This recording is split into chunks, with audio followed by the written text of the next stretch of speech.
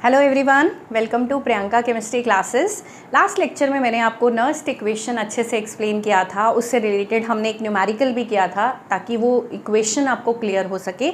उसी को ही हम आज कंटिन्यू करते हैं और उसी के ही कुछ क्वेश्चंस करते हैं ताकि हमारी प्रैक्टिस हो जाए, क्योंकि एग्ज़ाम में एक क्वेश्चन तो नर्स्ड इक्वेशन पे 101% आने ही वाला है।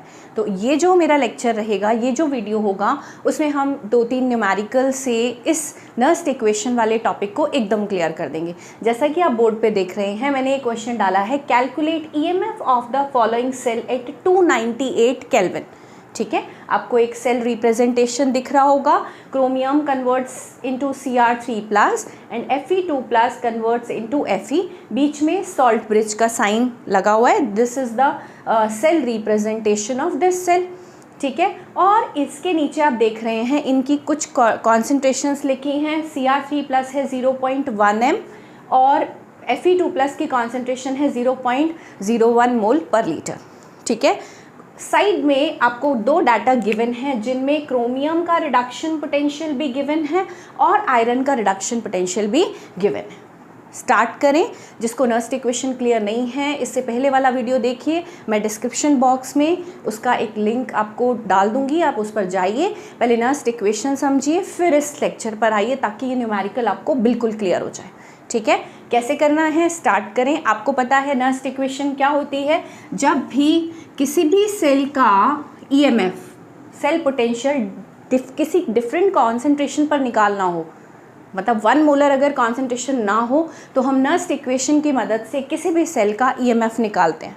ठीक है, E cell is equal to E not cell minus 0.0591 upon N log product की कॉन्सेंट्रेशन डिवाइडेड बाय रिएक्टेंट की कॉन्सेंट्रेशन। ये एक फार्मूला था कि अगर टेम्परेचर 298 केल्विन दे रखा हो तो आप ये इस इजी फार्मूला से आप सेल का ईएमएफ निकाल सकते हैं किसी भी कॉन्सेंट्रेशन पर। ठीक है, ये सब बातें हम लास्ट वीडियो में कर चुके हैं, इसलिए मैं डायरेक्ट क्वेश्चन पर आ रही हूँ। इसमें हमें देखो क्या क्या रिक्वायर्ड है। सबसे पहले हमें ई नॉट सेल चाहिए, स्टैंडर्ड सेल पोटेंशियल चाहिए। इसके लिए हमारे पास दो डाटा हैं, उसके मदद से हम ई नॉट सेल कैलकुलेट करेंगे। एन का वैल्यू निकालेंगे। एन क्या है? Number of moles of transferred electrons. इसकी बात भी मैं लास्ट वीडियो में कर चुकी हूँ, अभी निकालना सीखेंगे। प्रोडक्ट क्या है, रिएक्टेंट क्या है, उनकी कॉन्सेंट्रेशन को यहाँ रखेंगे और इस क्वेश्चन को सॉल्व करेंगे। चलिए, सबसे पहले मेरा काम है कि मैं सेल का ई नॉट सेल निकालूँ। ई नॉट सेल कैसे निकालते थे बच्चों?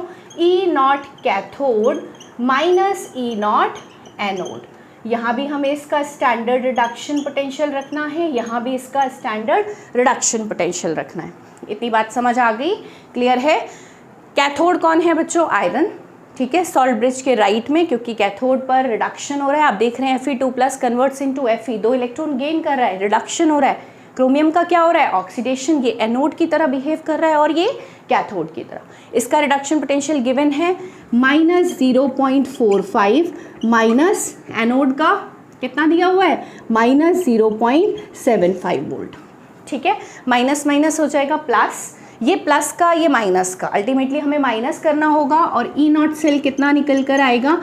0.75 में से 0.45 गया, 0.30 वोल्ट। एक डाटा हमें मिल गया, that is 0.30 volt. That is the standard cell potential of this cell. Clear हो गई बात? इतना नोट करें। फिर हम आते हैं कि एन कैसे निकालेंगे। ठीक है, एन के लिए मैं दो इक्वेशन लिखूंगी, एनोड वाली इक्वेशन और कैथोड वाली इक्वेशन। चलिए करें। सबसे पहले क्रोमियम 3+ में कन्वर्ट हो रहा है। एनोड पर क्या हो रहा है? At anode Cr 3 electron lose कर रहा है, ऑक्सीडेशन हो रहा है, आप देख रहे हैं। Fe2+ किस में कन्वर्ट हो रहा है? Fe में। कैथोड पर क्या हो रहा है बच्चों? कैथोड पर Fe2+ 2 इलेक्ट्रॉन गेन कर रहा है, Fe में कन्वर्ट हो रहा है। Fe2+ 2 इलेक्ट्रॉन गेन करके Fe में कन्वर्ट हो रहा है। एनोड से 2-3 इलेक्ट्रॉन लूज हो रहे हैं, कैथोड से में 2 इलेक्ट्रॉन गेन हो रहे हैं, रिएक्शन में number of exchange electron equal नहीं है, तो मुझे इस इक्वेशन को 2 से मल्टीप्लाई करना पड़ेगा और इस इक्वेशन को 3 से मल्टीप्लाई करना पड़ेगा, ताकि नंबर ऑफ ट्रांसफर्ड इलेक्ट्रॉन जो है वो इक्वल हो जाए। इस बात का आपको ध्यान रखना है। तो क्या करें, इसको जब 2 से मल्टीप्लाई करेंगे तो बैलेंस्ड इक्वेशन क्या बनेगी, 2Cr gives 2Cr3 plus 6 electron. Am I right? मैंने इसको 2 से मल्टीप्लाई कर दिया। इस इक्वेशन को किससे मल्टीप्लाई करना पड़ेगा मुझे, 3 से, तो 3Fe2 plus 6 electron gives 3Fe। इतनी बात समझ आ गई। यहाँ 6 इलेक्ट्रॉन, यहाँ 6 electron, number of transferred electron आ गए 6। क्लियर हो गई बात। n का वैल्यू आ गया 6। एक ओवरऑल इक्वेशन लिख लेती हूँ ताकि मुझे प्रोडक्ट और रिएक्टेंट की कॉन्सेंट्रेशन भी मुझे यहाँ पुट करनी है, तो मुझे एक इक्वेशन मिल जाए जो कि बैलेंस्ड होगी। ठीक है, क्या करूँ, लाइन खींच के दोनों इक्वेशन को ऐड करती हूँ। जो लेफ्ट में है वो लेफ्ट में रखते हैं, 2Cr plus 3Fe2 plus, clear हो गई बात। यहाँ क्या बचा, 2Cr3 plus 3Fe। M I right? Check कर लो, मैंने जो लेफ्ट में बचा लेफ्ट में लिखा, जो राइट में बचा राइट में लिखा। ये दोनों क्या हैं, प्रोडक्ट, और ये दोनों कौन हैं, लेफ्ट साइड वाले रिएक्टेंट। इनको, इनकी कॉन्सेंट्रेशन को हम यहाँ पुट कर देंगे। बड़े आगे इतना नोट करो, मैं साइड से रब करके इस क्वेश्चन को यहाँ कंटिन्यू करूँगी। ठीक है, जल्दी कीजिए। सबसे पहले हमने E0 सेल निकाला। E0 सेल हमारा आ गया 0.30 वोल्ट। हम यहाँ रखेंगे, अभी रखते हैं। ठीक है, n का वैल्यू 6 आ गया। ये देखो प्रोडक्ट की कॉन्सेंट्रेशन, ये दोनों प्रोडक्ट हैं, ये दोनों रिएक्टेंट हैं, अभी रखते हैं। चलिए मैं साइड से रब कर रही हूँ। याद रखना E0 सेल हमारा है 0.30 वोल्ट। चलिए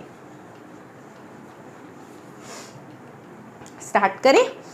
all right, E cell is equal to E0 cell कितना है, 0.30 माइनस 0.0591, n का वैल्यू आया 6 लॉग प्रोडक्ट कौन है, देखो Cr3 plus, 2 moles of Cr3 plus, ये स्टोइक्योमेट्री ऊपर चली जाएगी, Cr3 प्लस की पावर 2।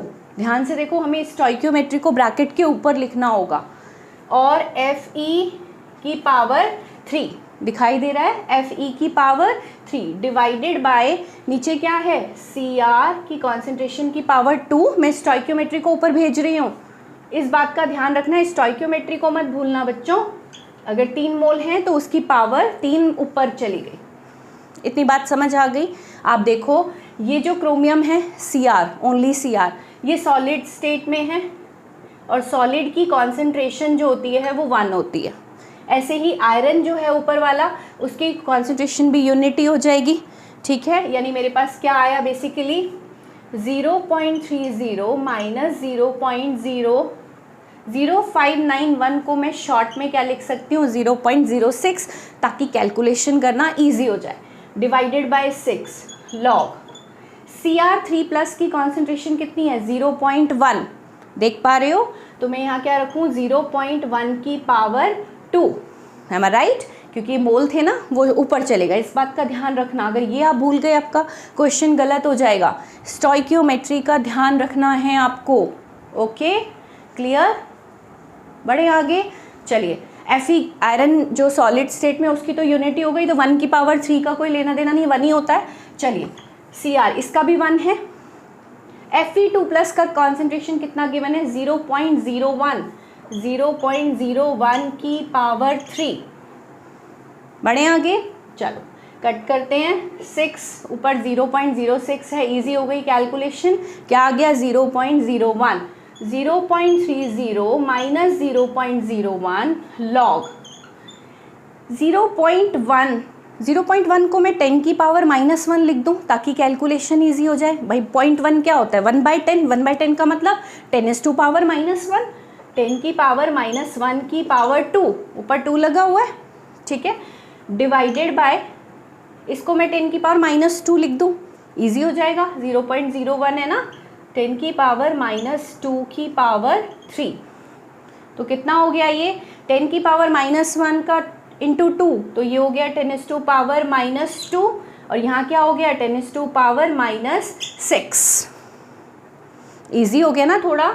2 यहाँ आ गया 10⁻⁻2 की पावर 3 10⁻⁻6 -2 से -6 गया, कितना बचा 10 की पावर नीचे 1 10⁻⁻4 10⁻⁻4 और यहाँ 0.01 -0.30। हम सेल का क्या निकाल रहे हैं ई सेल। बड़े आगे सॉल्व करें 10⁻⁻4 है, ऊपर लेके जाएंगे तो क्या बन जाएगा 10⁻4। यहीं पर ही मैंने एक स्टेप कम कर दिया, जगह कम है ना बच्चों। 10⁻⁻4 को ऊपर लेकर गए तो क्या बना 10⁻4, ठीक है। और आपको पता है log 10⁻4 पावर्स आगे आ जाती हैं, ये क्या कहलाएगा 4 log 10, ठीक है। माइनस यहाँ है 0.1 into 0.01 I am sorry 0.01 minus 0.30 E cell. भाई सिंपल सी बात है, 10⁻⁻2 10⁻⁻6 नीचे बचा 10⁻⁻4, मैं उसको ऊपर ले गई तो वो 10⁻4 बन गया। और आपको पता है log 10⁻x क्या होता है x log 10, ऐसे लिखते हैं ना, पावर आगे आ जाती है log का। तो ये यही फंडा है, इसी तरह से हम सॉल्व करते हैं log वैल्यूज़। तो 4 log 10 हो गया, log 10 क्या होता है 1, तो ये 4 हो गया। 4 को 0.04 से मल्टीप्लाई करेंगे तो कितना आएगा 0.04 होगा, इससे मल्टीप्लाई किया। और 0.30 में से अगर हम 0.304 माइनस करेंगे तो सेल का ई सेल आएगा 0.26 volt. This is the answer of this question. ध्यान से देखो 0.30 में से मैंने 0.04 माइनस किया तो मेरे पास क्या आ गया 0.26 वोल्ट। log 10 1 हो गया, 4 को 0.01 से मल्टीप्लाई किया तो ये आया, इसमें से माइनस किया तो हमारे पास सेल का सेल पोटेंशियल आ गया जब कॉन्सेंट्रेशन Cr3+ की 0.1 थी और Fe2+ की 0.01 थी, ठीक है। तो ये बहुत इंपॉर्टेंट क्वेश्चन है क्योंकि n का वैल्यू इसमें देखो ध्यान से 6 आया है। अब देख के नहीं डिसाइड करेंगे कि यहाँ 3+ है यहाँ 2+ है तो मैं इनका वैल्यू 2 रख दूँ, नहीं। Reaction should be balanced, number of exchange electron बराबर होने चाहिए, एनोड से जो कैथोड की तरफ ट्रांसफ़र हुए हैं वो इक्वल होने चाहिए। तो इसके लिए आपको 2 बैलेंस्ड इक्वेशन लिखनी है। बैलेंस्ड इक्वेशन लिखने का एक फ़ायदा और भी है कि जो ये स्टोइकियोमेट्री आती है ये बहुत रिक्वायर्ड होती है, आपको पता है, इसी को ही हमें ऊपर ले जाना होता है, ठीक है। तो इस वैरायटी का क्वेश्चन ज़रूर आता है पेपर में, आप प्लीज़ इसे नोट करें। इसी तरह के और क्वेश्चंस ट्राई करें खुद, ठीक है। तो एक क्वेश्चन मैं डालती हूँ, उसको थोड़ा सा सॉल्व करती हूँ, थोड़ा आप सॉल्व करके मुझे फाइनल आंसर आप बताएंगे, ठीक है। इतना नोट करिए, मैं इसे रब करती हूँ। नेक्स्ट क्वेश्चन है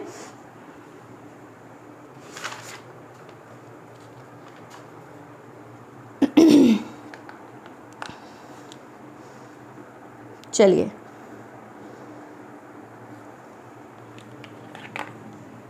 आपको again EMF of the cell निकालना है। मैं एक सेल रिप्रेजेंटेशन दे रही हूँ जो अलग है इससे, उसमें कॉन्सेंट्रेशन भी डिफरेंट है, तो हम किस तरह से सॉल्व करेंगे। Alright, calculate EMF of the following cell, इसको कंप्लीट कर लो। EMF of the cell at 298 kelvin, ठीक है। मैं एक सेल लिख रही हूँ, मैग्नीशियम और कॉपर से बना हुआ वो सेल है जिसमें Mg का ऑक्सीडेशन हो रहा है और कॉपर का रिडक्शन हो रहा है, ठीक है। कॉन्सेंट्रेशन गिवन है बच्चों, Mg की दे रखी है हमें 0.001, ठीक है, और कॉपर 2+ की दे रखी है 0.0001, और ये सॉलिड है, ये सॉलिड है, ठीक है। और इस क्वेश्चन में अच्छी बात ये है कि आपको सेल का E0 सेल निकालेंगे, ठीक है। E0 सेल के लिए आपको 2 वैल्यूज़ गिवन हैं, E0 Mg2+ Mg ये गिवन है और E0 Cu2+ Cu गिवन है, ये दे रखा है प्लस 0.34 वोल्ट, और mg का रिडक्शन पोटेंशियल है -2.37 वोल्ट, -2.37 वोल्ट।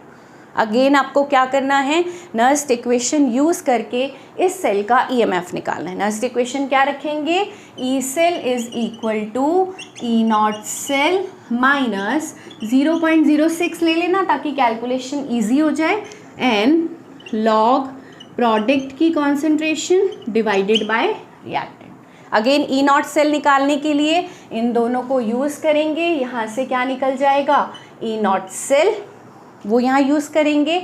एन निकालने के लिए दो इक्वेशन बनाएंगे, कैसे कि mg जो है वो Mg2+ में कन्वर्ट हो रहा है बच्चों, 2 इलेक्ट्रॉन क्या कर रहा है, लूज़ कर रहा है। कॉपर 2+, 2 इलेक्ट्रॉन गेन करके किस में कन्वर्ट हो रहा है, कॉपर में कन्वर्ट हो रहा है। आप देखो 2 इलेक्ट्रॉन ही लूज़ हो रहे हैं, 2 इलेक्ट्रॉन गेन हो रहे हैं, यानी नंबर ऑफ एक्सचेंज इलेक्ट्रॉन सीधा पता चल गया 2। ओवरऑल इक्वेशन यही बना लो, mg प्लस Cu2+, राइट में क्या बचेगा, Mg2+ कॉपर। और आपको पता है ये सॉलिड है, इसकी कॉन्सेंट्रेशन यूनिटी होगी, कॉपर की कॉन्सेंट्रेशन यूनिटी होगी। Mg2+ की जगह पर क्या रखेंगे, 0.001 यानी 10 की पावर -3 ले लेना। इसको क्या लोगे, 10 की पावर -4। कॉपर वाली नीचे आएगी, Mg2+ वाली ऊपर आएगी। सॉल्व करना, स्टोइक्योमेट्री है नहीं तो प्रॉब्लम आएगी नहीं, 1 मोल ही है तो स्टोइक्योमेट्री ऊपर जाएगी नहीं। क्वेश्चन बहुत इजी है, एन का वैल्यू 2 आएगा। E not cell, E naught cathode minus E naught anode. E naught cathode कितना है, 0.34 माइनस 2 माइनस प्लस हो जाएगा, इसको इसमें ऐड करना, ई नॉट वैल्यू जो भी आएगी उसको इस फॉर्मूला में यहाँ पर पुट कर देना, और मुझे फाइनल आंसर आप बताएंगे कमेंट बॉक्स में। आधा क्वेश्चन मैंने आपके लिए सॉल्व किया, आधा आप खुद करेंगे ताकि आपको लॉग किस तरह से हमें यहाँ लॉग का पता करना है वो आपको आ जाए। ठीक है, कुछ वैल्यूज़ हैं लॉग की आपको याद रखनी है, जैसे log 2 कितना होता है, 0.3010।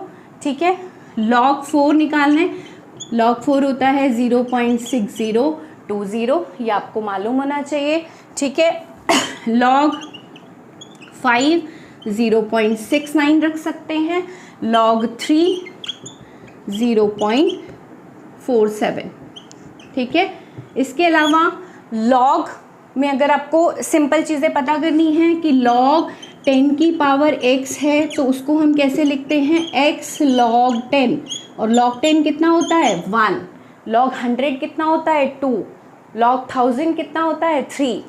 ठीक है, तो ये कुछ बेसिक लॉग की वैल्यूज़ आपको याद होंगी तो ज़्यादा अच्छा है, नहीं याद होंगी तो हम उसको भी निकाल सकते हैं। log 4 याद नहीं है फॉर एग्जांपल, पर हम log 4 को ऐसे लिख सकते हैं, log 2 की पावर 2, पता है ना आपको, और आपको पता है पावर आगे आ जाती है 2 log 2, और log 2 की वैल्यू याद रख लो 0.30, 0.3010 को 2 से मल्टीप्लाई करेंगे तो बच्चों यही तो आएगा। ठीक है, तो अगर आपको लॉग सीखना है तो मैं एक वीडियो उस पर अलग से बनाऊंगी जिसमें मैं आपको लॉग अच्छे से समझा सकूं। यहाँ तो मैंने बेसिक बताया कि आपको ये वैल्यूज़ याद होंगी तो it will be easy for you to solve all kind of questions. तो आपको थोड़े थोड़े बेसिक पता होने चाहिए। ठीक है, अगर नहीं याद होगा तो हम सीख लेंगे, एक वीडियो में अलग से बनाऊंगी जिसमें हम लॉग और एंटी लॉग, कैसे हम लॉग टेबल से लॉग देखते हैं और किस तरह से हम लॉग वैल्यूज़ निकालते हैं वो सीखेंगे। ठीक है, तो इस वीडियो में इतना ही। वीडियो देखते रहें, कॉन्सेप्ट्स को क्लियर करते रहें। Thank you so much.